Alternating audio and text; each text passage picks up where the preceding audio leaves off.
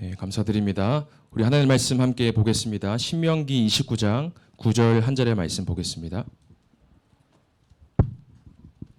신명기 29장 9절의 말씀입니다.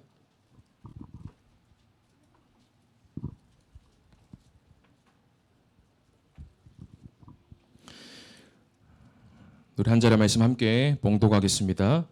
그런즉 너희는 이 언약의 말씀을 지켜 행하라. 그리하면 너희가 하는 모든 일이 형통하리라. 아멘. 지난주 말씀을 계속 묵상하면서 말씀 제목을 받았습니다.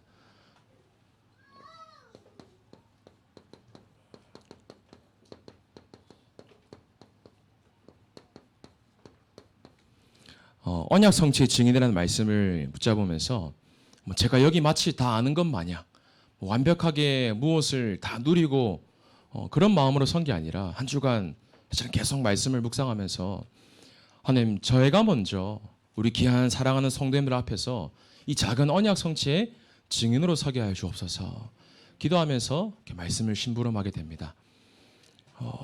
저는 아무래도 목사님을 함께 이렇게 동역하면서 심부름을 하는데 어떻게 하면 하나님 우리 강단과 교회 신 언약을 우리 귀한 성도님들과 우리 교역자가 정말 성취시키고 응답을 누릴 수 있을까?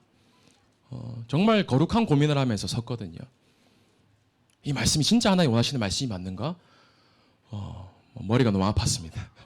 정말 원하시는 말씀을 증거해야 되니까. 근데 감사하게 이 말씀 제목을 제가 금요일 전에 목사님께 드렸거든요. 근데 지난주 금요일 찬양기도의 말씀 제목이 우리 김정은 사님 제목이 기억나십니까? 언약 성취의 증인이었어요. 짠 것도 아닌데 이렇게 통합니다, 교역자들이. 제 마음에 하나님 원하시는 말씀이 맞구나라는 확신을 가지고 이 자리에 섰습니다. 그래서 오늘 이 시간 하나님이 내게 주신 언약으로 오늘 마음과 또 중심과 모든 것을 점검하고 결단하는 귀한 시간 되길 원합니다. 1부 말씀 때 우리 참 응답 속으로 들어가는 결단에 대한 말씀을 우리가 받았습니다. 여러분, 결심과 결단은 다르죠. 참 응답 속으로 들어가는 결심이 아니라 결단인 거예요. 제가 문자를 꼬투리지 않는 게 아니라 결심의 뜻이 뭔가요? 결심은 무엇을 하고자 하는 마음을 굳게 먹는 것. 마음을 결정할 결자죠, 문자가. 마음을 결정한다는 게 결심인데 결단은 뭘까요? 단자가 끊을 단자예요. 무슨 말이냐? 끊기로 결심하는 것이 결단이라는 겁니다. 말씀을 들으면서 그래, 내가 무엇을 끊기로 결심을 해야 될까? 한 가지입니다. 오늘도 기도해 주셨지만 내 삶의 걸림돌이 너무 많은 겁니다. 하나님이 진짜 주시고자 하는 응답 속으로 들어가도록 방해하는 걸림돌이 우리의 삶에 너무나 많은 겁니다. 무엇이 걸림돌입니까? 내 생각이 하나님의 생각보다 더 클 때가 많아요. 그러면서요, 나의 기준이 하나님의 생각과 계획보다 더 내 기준이 앞서는 경우가 많다는 겁니다. 그러면서 하나님은 분명히 완벽하게 예비해 두신 시간표가 계시는데 내 시간표가 참 응답 속으로 들어가는 걸림돌이 된다는 거죠. 오늘 참 응답 속으로 들어가는 걸림돌을 완전히 끊어버리는 결단 속에 들어가시길 바랍니다. 저도 결단했습니다. 그래, 참 응답, 하나님이 예비하신 참 응답 말고는 다 끊어버리는 거다. 그럼 참 응답이 뭡니까? 우리가 말씀을 확인했죠. 하나님이 말씀하시는 참 응답이 세 가지로 오늘 정리가 되었습니다. 첫 번째, 무엇이 진짜 응답이냐? 살아서 역사하시는 하나님의 말씀이 내 삶 가운데에 성취되어지는 것이 진정한 응답인 줄 믿고 확신합니다. 오늘 말씀을 다 듣고 난 다음에 문을 나가시자마자 그런 말씀을 딱 정리한 거 가지고 현장에 파송으로 우리 나가는 겁니다. 살아 역사하시는 하나님의 말씀이 성취되게 하여 주옵소서. 그러면서요, 두 번째가 살아서 움직이는 내 제목이 아니라 하나님이 우리에게 주시는 기도 제목, 그 기도가 응답되어지는 것이 진정한 참 응답인 줄 믿고 확신합니다. 오늘 살아 움직이는 기도 응답 속에 들어가셔야 돼요. 그러면서 오늘도 살아서 역사하시는 하나님께서 전도와 선교를 이루고 계십니다. 한마디로 세계복음화. 우리의 삶이 살아 역사하시는 말씀이 성취되어지고 하나님이 주시는 기도 제목이 실제로 응답되어지며 나의 삶과 우리 교회와 또 귀한 목사님의 발걸음 함께 동행하면서 전도와 선교, 세계복음화가 우리의 삶 속에 실제로 응답되어지는 오늘 참 응답 속에 들어가는 가장 귀한 복된 결단의 시간 되기를 소원합니다. 그래서 말씀을 딱 잘 굳게 붙잡으시면서 언약을 정리하길 원합니다.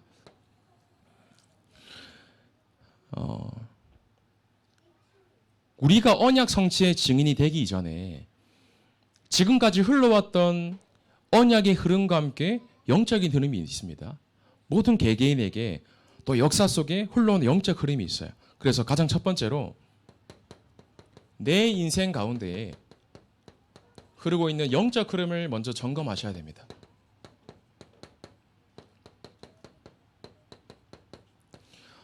내 삶에 왜 말씀이 성취되지 않을까?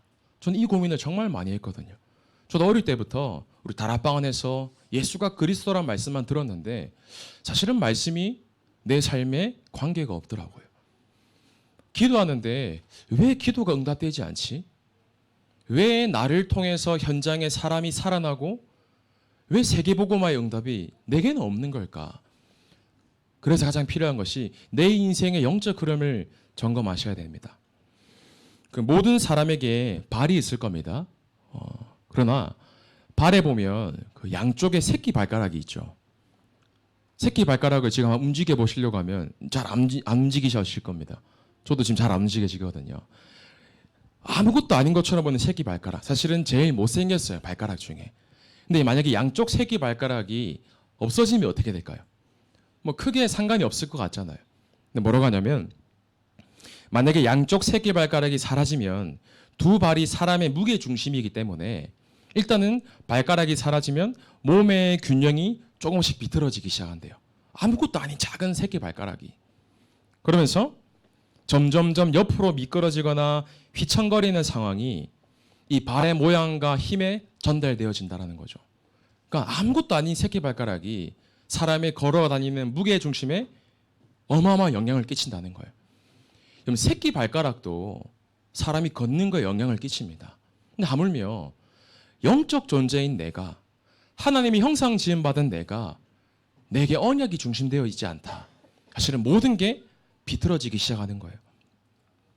영적 존재인 인간이 우리에게 만약에 나에게 오늘도 살아 역사하시는 말씀과 함께 언약이 없다면 오뚜기가 있는데 오뚜기의 무게 중심 추가 없는 겁니다. 그럼 그게 무슨 오뚜기겠습니까? 내 안에 어떠한 살아있는 말씀이 성취되어지고 언약이 중심되어지고 있는가? 그래서 나는 지금 어떤 언약이 중심되어져서 살아가고 있는지를 오늘 질문을 해보셔야 되는 겁니다. 그럼 흐름 속에서 우리가 말씀을 통해서 쭉 흐름을 확인했습니다. 창세기 3장 3절이에요. 언약이 희미해지는 겁니다.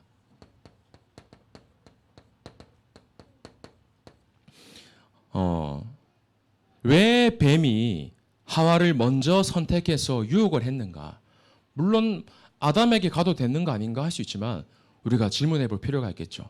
왜 사단이 뱀을 통하여서 맨 처음 하와를 건드렸는가? 하와는 언약의 머리가 아니었습니다. 이 하와는 하나님으로부터 직접 언약을 들은 존재가 아니라 간접적으로 들었던 존재가 하와였어요. 아담과 하와는 한국인이 아니라는 사실을 아십니까? 본 적 없으시죠? 근데 역사적 사실과 성경을 보면 한국인은 아닌 것 같아요. 그 창세기 그 2장 14절에 보면 그 에덴 동산이 나옵니다. 힛데겔과 이 유브라데 강이 만나는 히데겔은 지금의 헬라어로 말하면 티그리스 강을 말해요. 역사적으로.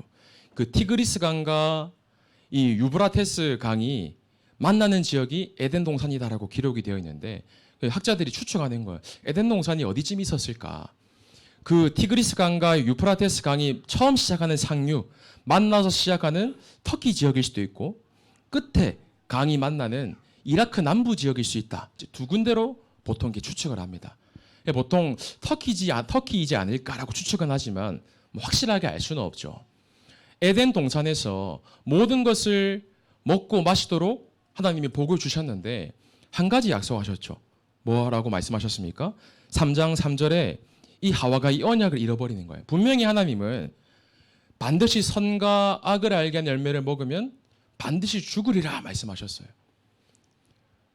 이 아담과 하와가 일단 한국인이 아니라는 증거 사람들이 말합니다. 만약에 아담과 하와가 한국인이었으면 뱀이 일단 유혹하기 전에 뱀탕을 먼저 끓여 먹었을 거다. 선악을 알게 하는 열매에 대한 유혹을 받기 전에 한국인은 뱀을 잡아 먹었을 거다라. 뭐 공감하시나요? 저 뱀을 한 번 딱 먹어봤거든요. 한국인이 아닌 것 같아요. 근데 보면요, 하나님께서 너희는 반드시 먹으면 죽으리라 말씀하셨는데 오늘 3장 3절에 이렇게 나와 있습니다. 뱀의 질문에 하와가 뭐라고 대답하냐? 동산 중앙에 있는 나무의 열매는 하나님의 말씀에 너희는 먹지도 말고 만지지도 말라. 너희가 죽을까 하노라 하셨느니라. 그러면 창세기 2장 17절에 보면 하나님이 만지지 말라라고 말하신 적 없으세요. 먹으면 죽는다고 하셨지. 뭐냐면 이 하와에게 이미 언약이 희미해지니 말씀에 내 생각이 더해지는 겁니다. 만지지도 말라고 했던 것 같은데 내 생각의 말씀에 더해지니 어떻게 됩니까? 끝으로 죽을까 하노라. 그게 언약이 희미해지고 하나님의 말씀을 있는 그대로 받아들이고 순종하는 자세가 아니라 그 복음에 내 생각이 더해지는 거예요. 지금도 말씀을 듣는데 무언가 내 생각과 내 동기와 목적이 말씀에 더해진 상태로 받게 된다는 거죠. 뭐 어떻게 됩니까? 결국 언약이 희미해졌다는 사실입니다. 오늘도 이 원색 복음, 이런 복음에 다른 것 한 방울만 섞여도 그건 다른 복음입니다. 이 하와가 먹지 말라 한 말씀을 몰랐던 게 아니에요. 먹지도 말라, 만지지도 말라. 복음을 뭔가 가지고 있는 것 같긴 한데 내 생각과 뭔가 기준과 시간표가 들어가 있는 거예요. 하나님이 원하시는 진짜 원색 복음과 언약이 아니라는 거죠. 오늘 말씀을 듣고 일부 말씀을 정리하시면서 하나님이 내게 주시는 정확한 언약만 붙잡으시길 바랍니다. 결국은 하나님이 먹지 말라는 선악의 열매를 먹게 되었어요. 하나님을 떠난 죄를 짓게 되는데 이 죄의 본질이 뭐냐? 이 아담과 하와가 하나님과 동등한 위치에 대립하기로 서기로 마음을 먹었다라는 거죠. 한마디로 뭐냐면 내 뜻을 하나님의 뜻에 굴복하는 것을 거부한 사건입니다. 다른 말로 하나님으로 하여금 내 삶의 여정을 지배하지 못하도록 선언한 사건이에요. 다른 말로 또 말하면 그 지식을 하나님의 손으로부터 빼앗아서 내 미래를 내 스스로 선택하고 결정하겠다고 선언한 사건이 창세기 3장 사건이에요. 혹시 이게 지금 우리의 모습이지 않습니까? 문제를 만났을 때 내 생각으로, 내 기준으로, 내 시간표로 우리가 점검하셔야 됩니다. 두 번째입니다. 창세기 4장 3절.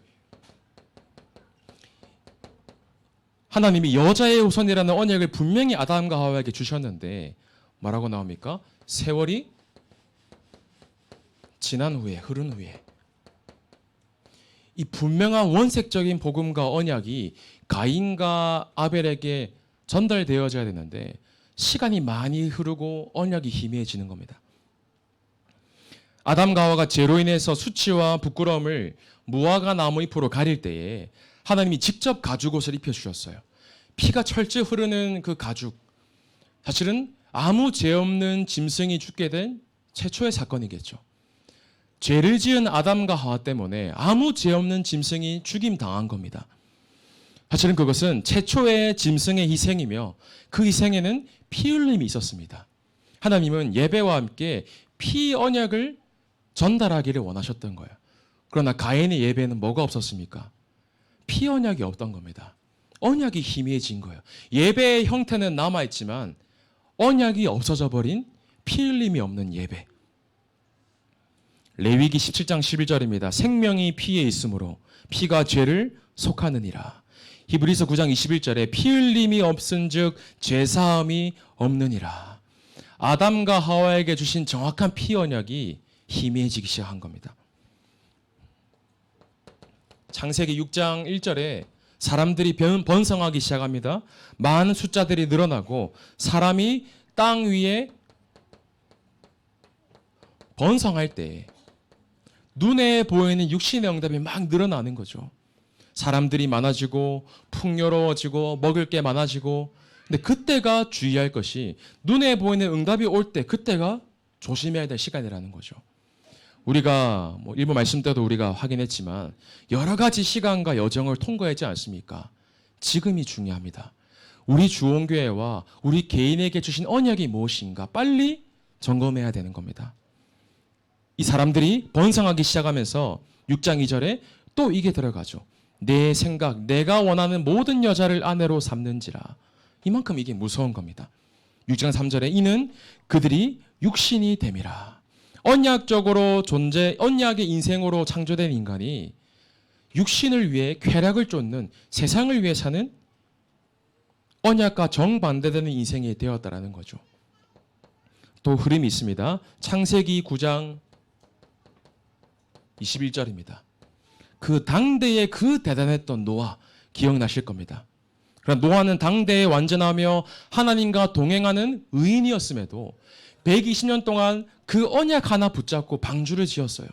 세상이 뭐라고 하든지, 세상에 어떤 풍파가 있든지 그 세상의 유혹에도, 세상의 사람의 말에도, 불신앙에도 절대 흔들리지 않는 노아였는데 노아의 상태가 어땠습니까? 포도주를 마시고 취하여라고 되어 있죠.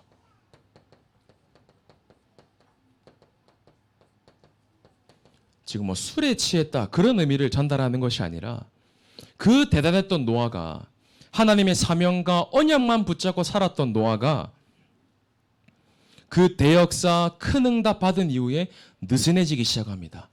혹시 내 삶에 문제가 있습니까? 진짜 언약 붙잡는 축복의 시간임을 인정하시길 바랍니다. 혹시 내 삶에 별로 문제가 없는 것 같습니까? 진짜 주의해야 될 시간입니다.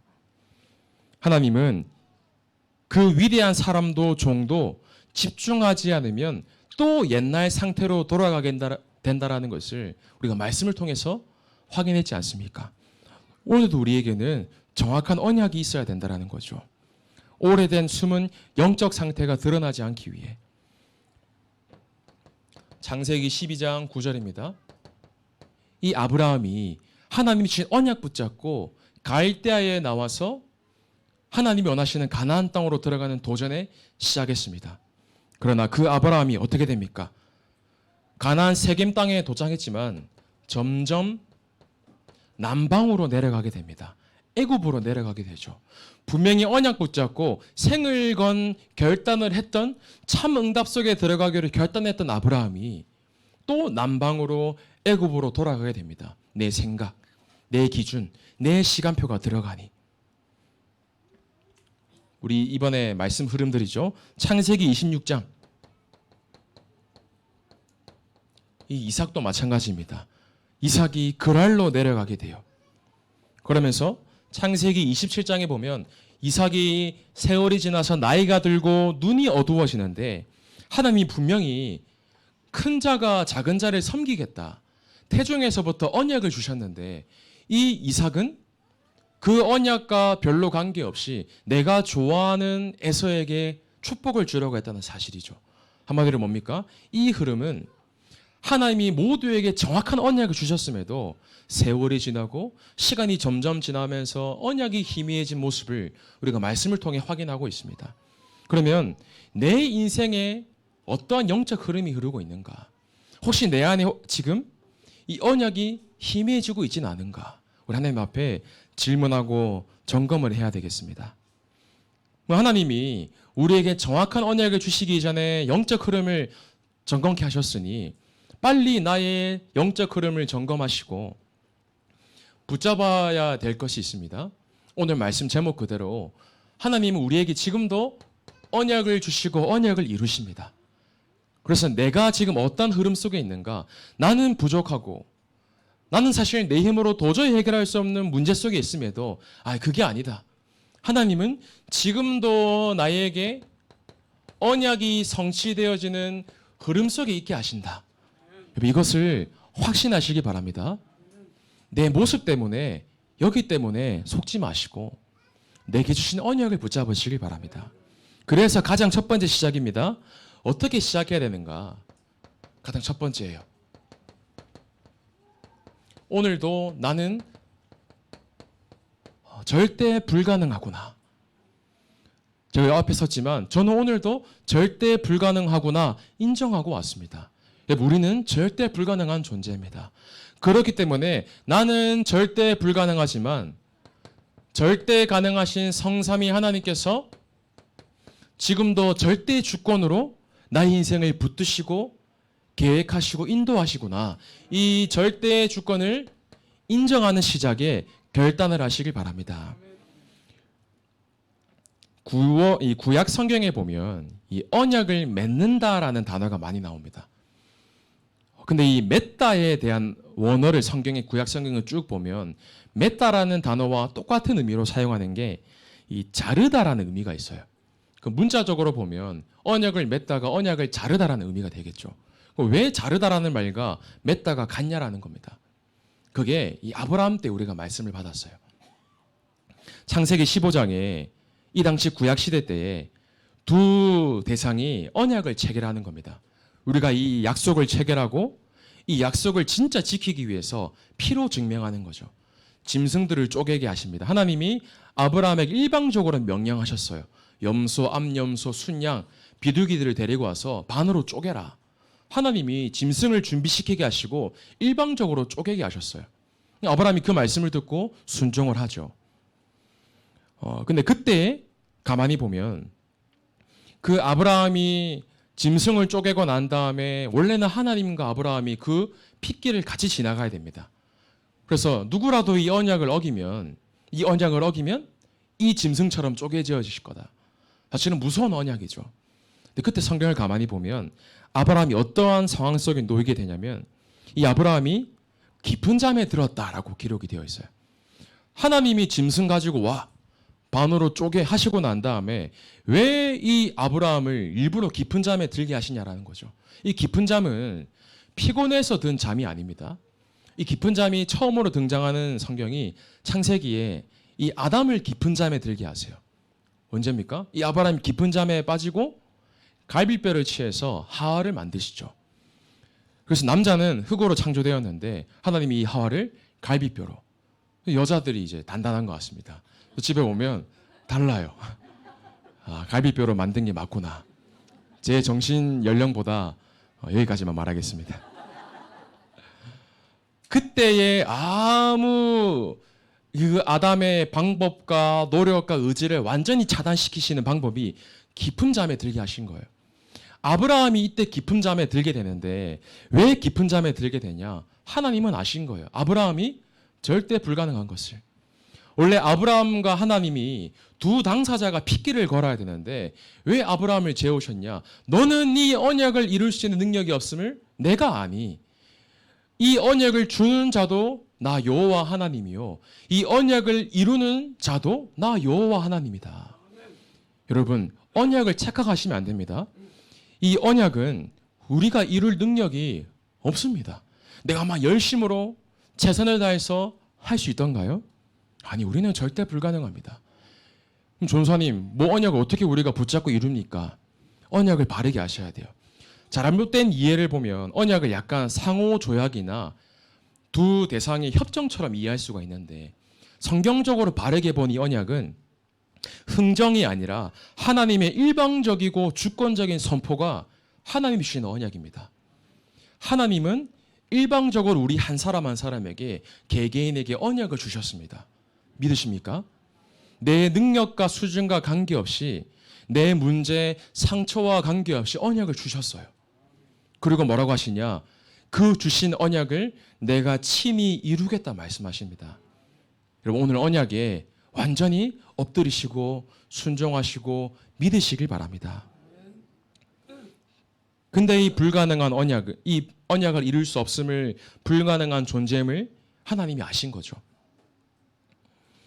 호세아서 6장 7절입니다. 하나님이 아담에게 창조 언약을 주시는데 그들은 아담처럼 언약을 어기고 거기에서 나를 반역하였느니라. 하나님의 형상대로 지음받은 인간이었던 아담, 사실은 아담만큼 완벽한 존재가 없겠죠. 그 대단하고 완벽했던 아담도 언약을 지킬 수 있는 능력이 없었던 겁니다. 시편 89편 3절 4절에 하나님이 다윗에게 너의 나라가 영원할 것이라는 나라에 대한 왕권과 함께 언약을 주셨어요. 그러나 이 시편 89편 3절 4절에 주신 그 언약을 주셨음에도 이 다윗 왕은 연약하고 부족하기 때문에 이 언약 앞에서 실수하고 범죄하는 모습을 봅니다.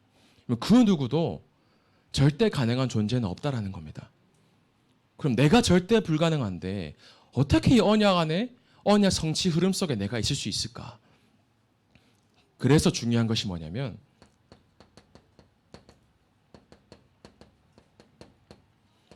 희미한 언약이 아니라 오늘 정확한 언약 속에 나의 인생을 온전히 맡기시길 바랍니다. 하나님은 지금도 우리에게 언약을 주십니다. 원시의 언약, 첫 번째 언약이 뭐였죠? 창세기 3장 15절에 여자의 후손이 뱀의 머리를 상하게 할 것이요. 그리고 금요일 기도회 때도 이 말씀을 우리가 확인했는데 이 말씀이 얼마나 대단한 말씀이냐면 하나님이 창조하시고 언약을 주신 하나님의 형상으로 지음받은 인간이 하나님의 언약을 어기고 불순종하며 하나님을 완전 떠나는, 영적으로 하나님과 완전 분리된 영원한 사망 속에 들어간 겁니다. 그러나 하나님이 다시금 언약을 주셨어요. 여자의 후손이신 그리스도에 대한 언약.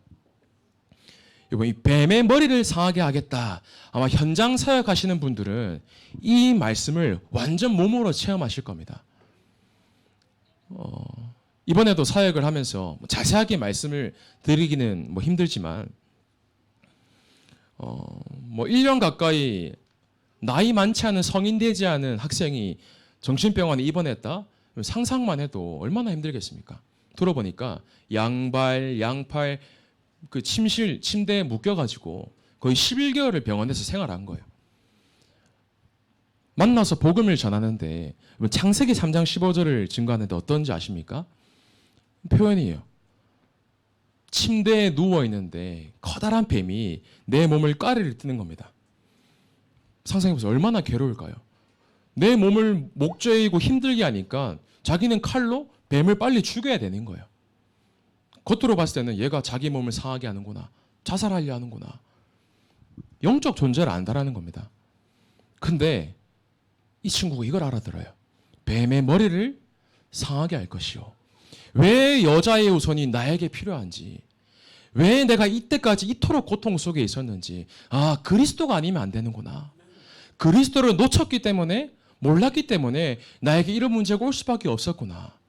여러분, 영적 사실을 아는 자들은 이 성경 구절이 다릅니다.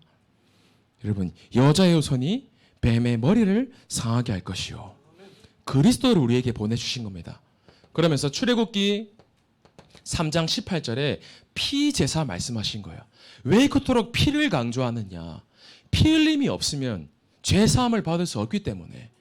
우리는 흑암 가운데에 애굽 속에 살고 있는 저주 재앙 가운데에 사단의 종노릇하며 뱀의 후손으로 사단의 종노릇하며 살아갈 수밖에 없는 우리에게 하나님이 양의 피를 바르게 하시면서 영원한 저주 가운데서 건지시겠다고 언약을 주신 겁니다.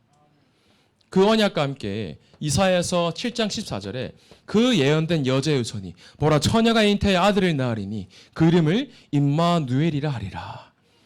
여자의 후손으로 오신 그 그리스도가 나와 함께 하시며 그 그리스도가 성육신하여서 그 그리스도가 언약으로 오신 그 그리스도가 성취되어서 이 땅에 메시아로 오신 주 예수 그리스도, 그 그리스도가 우리 인생의 참된 주인으로 요한복음 19장 30절에 십자가에서 모든 문제를 단번에 끝내셨다는 사실 오늘 한 번 더 믿으시길 바랍니다. 그러면서 또 다시 언약을 주셨죠. 사도행전 1장 8절에 그 언약을 주시고 땅끝까지 이르러 내 증인이 되리라 말씀하셨어요. 하나님은 한 번도 문제 해결된 증인을 원하시지 않습니다. 하나님은 돈 많은 증인을 원하시지 않습니다. 하나님은 그리스도 이름으로 모든 결론 낸 땅끝까지 이르러 내 증인을 원하시는 겁니다. 오늘 이 시간 왕으로 오셔서 뱀의 머리를 완전히 박살내시고 만유를 다스리시는 참 왕이신 그리스도로 끝내시길 바랍니다. 십자가에서 모든 우리의 죄를 담당하시고 대성물로 죽으신 참 제사장 되신 그리스도로 끝내시길 바랍니다. 이 땅의 유일한 길 대신 참 선지자로 오신 그리스도로 끝내시길 바랍니다. 이것 말고 더 필요한 게 뭐가 있겠습니까? 오늘 그리스도로 완전 결론 내려진 정확한 언약 붙잡는 증인 되길 바랍니다. 그래서 이 정확한 언약을 우리에게 주셨기 때문에 이 언약을 우리는 누리고 살아가는 언약의 백성입니다. 그래서 우리의 삶은 언약이 내 삶에 실제로 응답되고 성취되어지는 언약 성취의 증인으로 사는 것이죠. 그럼 언약 성취의 증인이 무엇일까? 오늘 제목이지만 언약 성취가 되었다. 그 정확한 언약을 우리에게 주시고 그리스도라는 정확한 언약을 주셨음에 우리의 삶의 언약이 성취되어진 모습과 형태가 있습니다. 그 모습이 한마디로 저와 여러분들 그리스도의 증인으로 사는 겁니다. 나와 함께 하시는 언약 안에 그리스도의 증인으로 사는 것이죠. 그리스도의 증인을 조금 더 압축해서 줄이면 그리스도인이라고 합니다. 진정한 그리스도인을 그리스도의 증인이라고 합니다. 그럼 그리스도인이 무엇인가? 우리가 말씀을 들었지만 마태복음 16장에 베드로가 주는 그리스도시요 살아계신 하나님의 아들이시니다 고백했을 때에 야 너는 그리스도인이야 라고 말하지 않았어요. 그럼 언제가 진짜 그리스도인이라는 단어가 등장했습니까? 그 사도행전 3장에 안진뱅이를 일으키고 난 다음에 그리스도인이다 라고 하지 않았어요. 사도행전 11장에 스데반의 일로 일어난 환란으로 말미암아 조금도 흔들리지 않고 핍박과 죽음 앞에서도 그 문제에 걸리지 않고 그리스도로 결론난 핍박과 문제를 통과한 자들에게 그리스도인이다 처음으로 지칭을 얻게 된 거죠. 저 여러분들은 문제를 고난을 내 삶에 말할 수 없는 고통을 그리스도 이름으로 뛰어넘는 그리스도인입니다. 사도행전 11장 26절에 그 그리스도인. 근데 이 그리스도인은 교회를 10년 다니고 20년 다니고 30년 다닌다고 해서 그리스도인이다 이렇게 말하지 않습니다. 교회를 1년밖에 다니지 않은 이 안디옥 사람들이 그리스도인이다라고 지칭받은 거예요. 나는 신앙생활을 30년, 40년, 50년 했는데도 나는 그리스도인인가? 반대로 나는 신앙생활을 한 달밖에 안 했는데 나는 1년밖에 안 했는데 그리스도인이 될 수 있을까? 신앙의 연수가 중요한 게 아니라는 거죠. 그래서 그리스도의 증인으로 세워지기 전에 시작해야 될 것이 있습니다. 나의 진정한 영적 상태부터 확인해야 됩니다. 나의 진정한 영적 상태를 먼저 진단을 할 수 있어야 됩니다. 한 달 전쯤인가요? 제가 이게 오른쪽 위쪽 어금니에 방글라데시를 갔다 오는 비행기 안에서 이빨이 이렇게 나간 겁니다. 치아가. 좀 힘들었어요. 그 비행기를 타면 압력이 있기 때문에 이게 잇몸이랑 완전 터졌었거든요. 그래서 방글라데시 귀국하자마자 한국에 김해공항 오자마자 바로 치과를 갔었습니다. 가자마자 의사가 얘기하시더라고요. 이제 큰일 났다. 잇몸 위쪽에 염증으로 가득 찼는데 이거 빨리 째가지고 발치해야 된다 얘기하시더라고요. 그런가 보다. 심각하구나. 오래된 상태가 이제 드러난 거겠죠. 그래서 빨리 예약을 잡아서 발치를 해야겠다 했습니다. 이제 그 다음 주가 리더 수련회였는데 이제 목사님과 함께 식사를 하는 시간이 있었어요. 먹다가 목사님 치아가 좀 아픕니다. 목사님 쭉 들으시더니 진단을 내려주시더라고요. 그 치과를 지금 가볼 게 아니라 조금 더 괜찮은 치과가 있으니까 한번 거기 갔으면 좋겠다. 당신께서도 예전에 좀 치아가 아프실 때 가셨는데 좀 다른 진단이 나오더라. 제가 이제 그 말을 믿고 음성으로 듣고 이제 치과를 갔습니다. 갔는데 막 CT 찍고 MRI를 찍더라고요. 찍는데 그 귀한 의사분이 뭐라고 하시냐면 이거는 지금 뺄 게 아니라 조금 안에 신경을 옛날에 치료한 적이 있는데 좀 재신경 치료를 해야 될 것 같다. 한 10주 정도 조금 힘들더라도 번거롭더라도 이거 좀 해야 될 것 같다. 그래서 그러냐. 그래서 기쁜 마음에 안 뽑아도 되는구나. 돈을 굳혔다. 이렇게 해서 이제 치료를 받게 했어요. 근데 봤는데 죄송해요. 염증이 더 커지는 겁니다. 염증이 이제 원래 있었는데 이게 막 터져가지고 고름이 더 커지는 거예요. 마음속에 잘 온 거 맞나? 빨리 뽑아야 되는 거 아닌가 싶었습니다. 이제 한 3주, 4주 넘어가는데 이제 한 5주차 되는데 처음에 딱 지난주 엄청 아팠는데 사실 지금도 왼쪽으로만 씻고 있거든요. 근데 딱 지난주쯤 되는데 염증이 없어진 거예요. 염증이 없어지고 통증이 사라진 겁니다. 내가 잘 왔구나. 어떤 병원에 가니까 당장 뽑아야 된다라는 의사도 있는데 어떤 병원 가니까 뽑아서 뽑을 게 아니라 신경 치료를 하면 될 것 같다.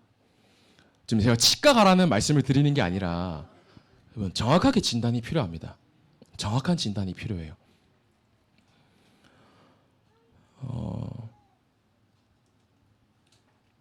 조심스러운 말인데 여름 캠프를 했는데 그 초등학생 한 명이 우리 교회에 왔습니다. 불신자 가정 속에 있던 렘넌트 아이가 오래전부터 그 귀신이 보이는 겁니다.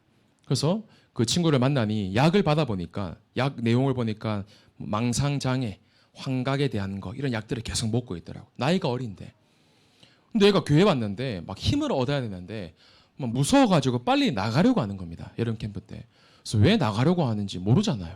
그래서 아니 빨리 집에 가려고 하니까 조금만 더 같이 있고 말씀도 듣고 있으면 좋겠는데 근데 끝에 알았어요. 왜 너 이렇게 빨리 집에 가려고 하니? 조금만 있으면 안 되니? 물어보니까 죄송해요 표현이 저분 뒤에 귀신이 보이는데 너무 무서워서 못 이겠다. 교회 안에 본당이 있는데 제가 뭐라 말할 수는 없겠더라고요. 근데 이 친구는 오래전부터 귀신을 보는 친구인데 저 사람 뒤에 귀신이 보이는데 너무 무섭다라는 거죠. 제가 그분의 이름을 말씀드릴 수는 없습니다. 그러나 많은 생각을 했어요. 많은 생각을 했습니다. 여러분도 아닙니다. 영적 상태가 진짜 뭘까? 교회는 다니는데 예배는 드려요. 나도 알지 못하는 흑암이 아직 덮여 있는 상태. 여러분 기도할 때 내 상태와 문제를 만났을 때의 상태, 우리 앞에서 대표기도를 한다든지 기도하지 않습니까? 그때의 상태가 내 진짜 상태일까요? 아니면 문제 만났을 때 드러나는 상태가 내 진짜 상태일까요? 네, 이 질문은 제가 이번에 신학교 올라갔을 때 그 유목사님께서 처음 특강을 하시거든요. 질문을 하시더라고요. 여러분들의 상태를 진짜 알 수 있는 방법이 있다. 문제 만났을 때 내 힘으로 도저히 해결할 수 없는 무언가 만났을 때 드러나는 게 내 진짜 상태다. 저도 여기 이제 와 섰을 때 양복도 입고 막 머리에 뭐도 좀 바르고 했지만 이게 제 진짜 모습은 아니거든요. 집에서 씻고 편한 옷 입고 있는 그게 사실은 제 진짜 모습이에요. 여러분들의 영적 상태는 어떻습니까? 하나님은 지금 뭐라고 하시냐면 그 자녀 문제 해결이 아니라 그 경제 문제 해결이 아니라 내 그 상처 그 문제 해결이 진짜 급한 게 아니라 내 상태 치유하길 원하십니다. 여러분 하나님 앞에서 내 영적 상태부터 점검하시고 진짜 참응답 속에 들어가는 그리스도인으로 세워지길 원합니다. 하나님 우리를 그리스도인으로 부르신 거예요. 그래서 이 진정한 영적 상태가 회복되기 위해서 오늘 완전히 내 속에 새로운 영적 시스템이 세워져야 됩니다. 어떻게 영적인 시스템이 세워질 수 있는가? 한 단어로 표현할 수 있죠. 집중하지 않으면 절대로 영적 시스템 세워지지 않습니다. 일부 말씀 듣는데 저도 공감하는 것이 목사님이 이 삼오늘 삼집중 말씀하시면서 한 번만 있으면 좋겠는데 그 마음이 뭔지 조금 알 것 같아요. 이 안에 모든 게 들어있는데 사실은 집중하지 못하도록 방해하는 내 생각, 내 기준, 내 시간표가 너무나 가득 차 있는 겁니다. 그럼 바울이 당장 다메섹에서 그리스도를 만나고 마치 쓰임받았을 것 같아요. 그러나 다메섹에서 그리스도를 만나고 3일 동안 눈이 떠지지 않습니다. 심각한 질병의 문제가 찾아온 거예요. 아니 그리스도 만나면 잘 돼야 될 거 아닙니까? 그리스도 만나니까 더 심각한 질병이 오는 거예요. 3일 동안 눈이 안 보이는데 그 다메섹의 아나니아라는 제자를 만나고 아나니아가 안수하니 눈꺼풀이 벗겨지고 눈이 보이게 되죠. 그때 바울이 즉시로 그리스도를 만나고 그 다메섹에 있는 제자들과 함께 성경 말씀 보면 즉시로 회당에 갔다라고 나와요. 눈꺼풀이 떠지자마자 그리스도의 말씀을 증거하지 않으면 안 되는 상태가 된 거죠. 구원의 감사와 감격으로 충만한 상태. 근데 더 신기한 것은 그 충만한 상태에 바울이 복음을 전하러 회당에 들어갔는데 사람들이 말씀을 아무도 안 받는 겁니다. 전도가 안 되는 거예요. 전도가 안 되고 오히려 유대인들이 그 소식을 듣고 바울을 죽이러 공모하러 왔다 이렇게 기록이 됩니다. 그리스도 만났는데 그래서 그 위기를 넘어가기 위해서 아라비아라는 광야에 3년 동안 이 바울이 가게 됩니다. 아라비아 광야에서 3년 동안 모두에게 잊혀지고 홀로 쓸쓸하게 외로운 시간을 가져요. 3년 동안. 그러고 난 다음에 이 바울이 3년의 시간이 거쳐서 예루살렘 교회로 가게 됩니다. 바나바가 이 바울을 예수님의 사도들, 제자들에게 소개시켜 주는데 이 12사도들도 이 바울을 무서워하는 거예요. 만나지 않으려고 하는 겁니다. 바울이 거기에 아마 또 외로움과 절망을 느꼈을 수 있겠죠. 그러면서 그 현장에서도 또 바울이 담대하게 복음을 전하는데 분명히 기록된 것은 모두가 복음을 거부하는 겁니다. 그래서 복음을 전하는 것을 더 핍박하기 시작하는 거예요. 왜 그럴까요? 그리스도를 만났는데. 그 현장에 있다가 이 바울이 다시 길리기아 다소 자기의 고향으로 내려갑니다. 거기서 자그마치 10년 동안 또 잊혀지게 돼요. 본인의 고향에서 10년 동안 뭘 했는지는 성경에 정확하게 기록은 안 되어 있습니다. 그러나 다소 지역에 10년 동안 또 혼자 외로운 시간에 놓이게 된 겁니다. 그러나 그 시간대에 뭘 했는가? 바울은 14년이라는 홀로 외로운 내 문제, 내 시간, 그것과 관계없는 집중의 시간 동안, 집중의 시간에 14년을 올인한 겁니다. 그게 바울의 시작이었어요. 그러면서 그 길리기아 다소에서 지나고 난 뒤에 이 다소에 다시 바나바가 찾으러 오죠. 나와 함께 전도운동하자. 그래서 이 바울이 바나바와 함께 안디옥 교회로 와서 1년 동안 큰 무리를 가르칩니다. 그때 집중해서 가르치니 그리스도인들이 많은 무리가 그리스도인으로 바뀌게 됩니다. 무슨 말씀을 드리냐면 그 대단했던 바울도 사실은 세상의 지식과 생각과 기준, 방법, 시간표로 가득 차 있던 겁니다. 그 시간이 걸림돌이 바뀌는 데까지 자그마치 14년이 걸렸어요. 그럼 바울도 14년 집중하는데 우리 인생도 오늘 나의 생각과 기준, 시간표 모든 거 버리고 하나님의 언약과 말씀에만 오로지 집중하는 새로운 시작에 들어가시길 바랍니다. 그게 하나님이 원하시는 진정한 집중이라는 거예요. 결단의 시간이죠. 그래서 이 바울이 이 안디옥 교회에 와서 큰 무리를 1년 동안 집중하며 가르치니 그리스도인이라 일컬음을 받는데 그럼 과연 1년 동안 무슨 집중을 해왔는가? 그 집중의 내용이 중요하겠죠. 그곳에서 내 인생의 영적 흐름을 바꾸는 갈보리산의 제한된 집중 속에 들어간 겁니다. 하나님이 내게 원하시는 하나님이 주신 것으로 오직과 유일성, 재창조를 찾아내는 선택적 집중에 들어간 겁니다. 그러면서 가정과 직장, 지역, 교회에서 언약과 사명으로 함께 기도하는 원내스 집중에 안디옥 교회에 집중이 일어나게 됐다는 거죠. 오늘 시간에 우리에게 진정한 집중이 일어나길 원합니다. 내 생각, 내 기준, 내 시간표 완전히 끊어버리는 결단 속에 새로운 영적 시스템을 세우는 집중 속에 들어가길 원합니다. 그래서 그 말씀을 끝으로 결론으로 오늘 이 언약에 대한 말씀을 받았는데 우리 세 가지 언약 빨리 확인해야 됩니다. 하나님이 내게 주신 개인의 언약이 무엇인가? 하나님은 분명합니다. 한 사람 한 사람에게 그 사람의 수준과 환경, 배경 아무 관계없이 모든 사람에게 언약을 주셨어요. 하나님의 언약을 주시는 분이기 때문에. 그래서 우리에게 필요한 것이 오늘도 주신 강단 말씀 안에서 내게 말씀이 뭐라고 하시는지 레마의 말씀과 정확한 언약을 붙잡으셔야 되고 그 말씀을 붙잡기 위해 집중 속에 들어가는 겁니다. 오늘 개인 언약 분명하게 붙잡으시기 바랍니다. 그러면서 한 주간 동안에 가시는 현장에 있으실 겁니다. 다락방 현장이 될 수도 있고 직장 현장이 될 수도 있고 학교 현장이 될 수도 있고 나는 그 현장에 왜 가는가? 한마디로 우리는 그리스도의 증인으로 가는 겁니다. 우리는 복음으로 무조건 살리는 그리스도의 증인인 겁니다.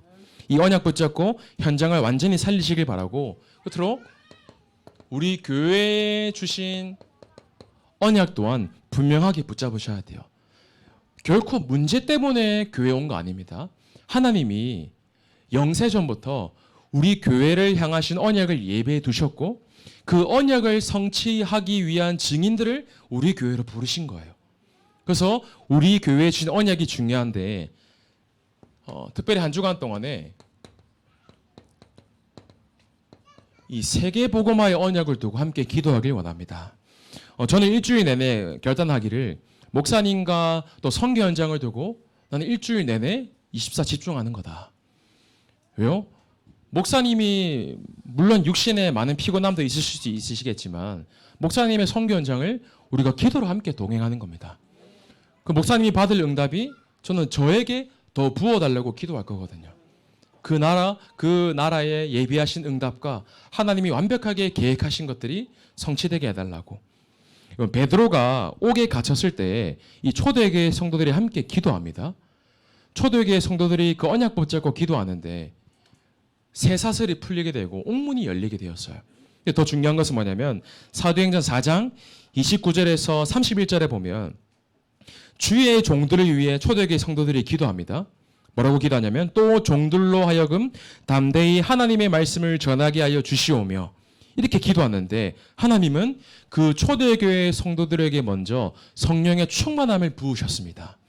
우리가 목사님의 선교 현장과 세계복음화를 위해 기도하는데 하나님은 우리에게 더욱더 풍성한 성령의 충만함을 부어주신다라는 겁니다. 그래서 우리는 오늘도 24 목사님의 발걸음과 함께 현장을 두고 기도로 동행하는 겁니다.